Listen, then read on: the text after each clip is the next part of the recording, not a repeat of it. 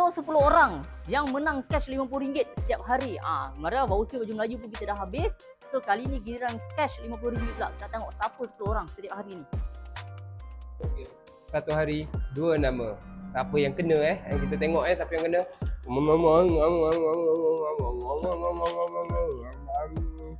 Yang nama pertama Zulkifli. Okey, Zulkifli ke Zulkifli.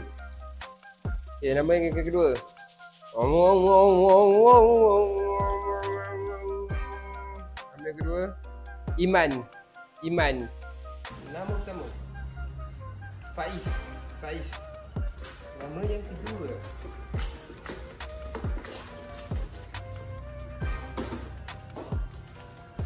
Iwan. Assalamualaikum. Okey, macam biasa satu hari 2 nama. Bonus duit raya sempena kempen Raya Tak Kosong 2.0. Jadi kita terus cabut.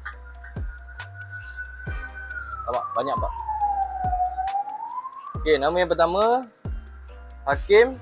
Dan nama yang kedua Isma.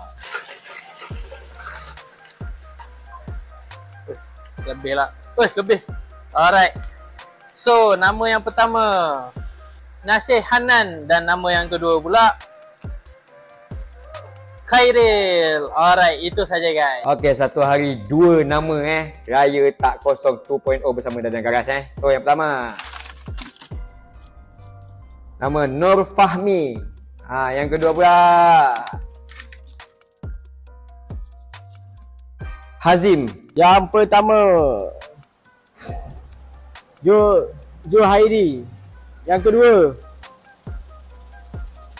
Nik Sakinah Safarudin.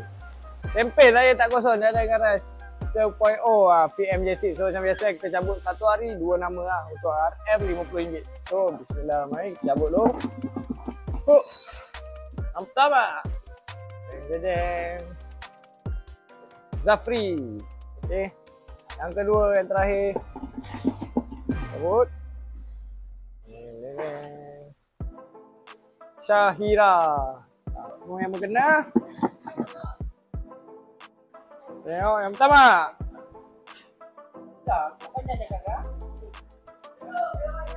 Abdullah.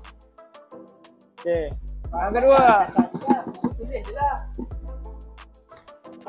Pula Nasaruddin. So Daniel pada menang. Mantap. Dan biasa satu hari 2 nama untuk Daniel Garas semuanya. Jom kita tengok siapa yang kena geng. Bismillah. Yang pertama apa? Muhammad Amin. Yang kedua pula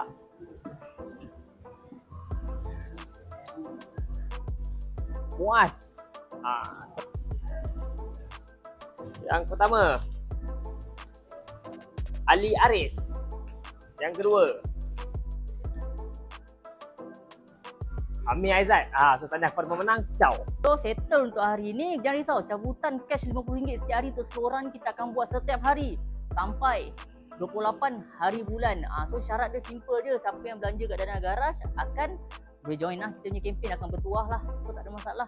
So tinggal berapa hari lagi. Dah tak lama dah ni untuk kempen Raya Tak Kosong kita. Daniel Garas bersama MJ Stick Baju Melayu Kucing dah nak habis.